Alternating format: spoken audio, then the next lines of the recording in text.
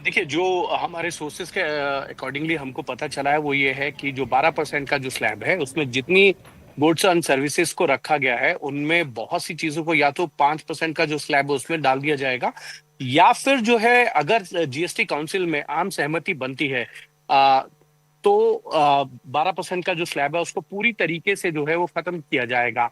और GST council की जो अगली बैठक होनी है वो 15th बैठक होनी है।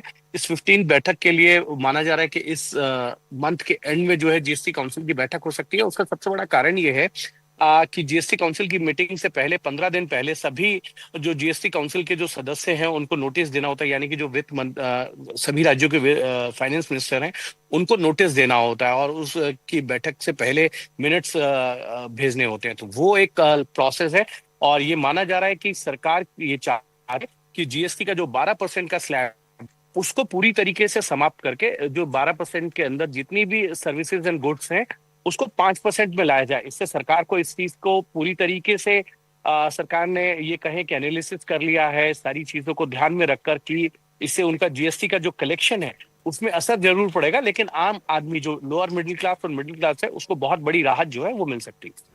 ओके, चलिए कुछ कुछ आइडिया दे देते हैं हमारे सभी दर्शकों को कि 12% तक के टैक्स स्लैब में, जीएसटी स्लैब में आखिरकार चीजें क्या क्या आती हैं। आप भी हमें हिमांशु ऐड करके बता सकते हैं। कुछ जो मेरे सामने है वो मैं नाम लेने वाली हूँ।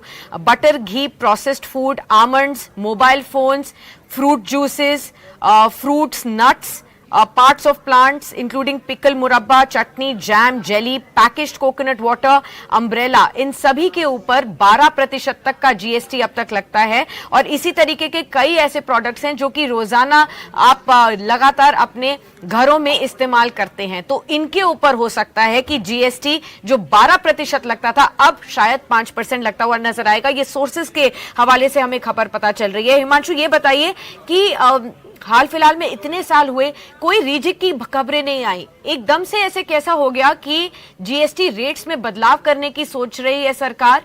और मेरे ख्याल से ये पहली बार होगा जब से जीएसटी के रेट्स फाइनलाइज हुए थे, ये 3-4 जब स्लैब्स फाइनलाइज हुए थे उसके बाद अब रीजिक की बात हो रही है।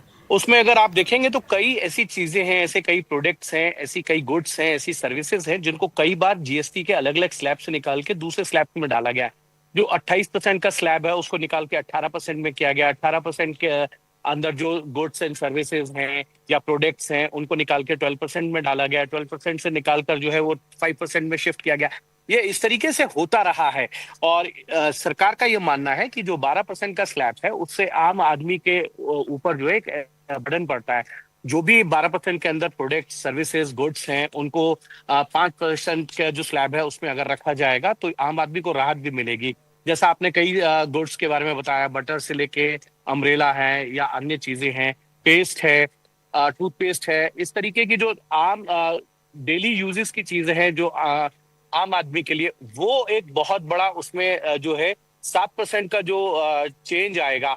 12% के स्लैब से निकाल के अगर उसे 5% में किया जाएगा तो जो प्रोडक्ट की कॉस्ट है उसमें भी कमी आएगी। लेकिन एक चीज सरकार को ये समझनी है और सरकार इस चीज को पूरे तरीके से ध्यान में रख रही है और वो ये चाहती है कि जीएसटी के अंदर जो है आम सहमति बने। काउंसिल में हमेशा जो है आम सहमति बनाने की ही कोशिश की जाती है। जीएसटी की काउंसिल में एक बार एक ऐसा मौका आया था जिसमें जीएसटी में आम सहमति नहीं बनी थी, तब वोटिंग हुई थी। और सरकार ये जरूर चाहेगी कि अगर जीएसटी का 12% का स्लैब जो है खत्म करना पड़े तो उसके लिए वोटिंग की नौबत ना आए, सभी राज्य सरकारें जो है एक साथ आकर इस फैसले का स्वागत करें। अगर ऐसा नहीं होता है तो बहुत से ऐसे प्रोडक्ट, ऐसे गुड्स और ऐसी सर्विसेज हैं जिनको 12% के स्लैब से निकाल के 5% में शिफ्ट करने का काम किया जा सकता है।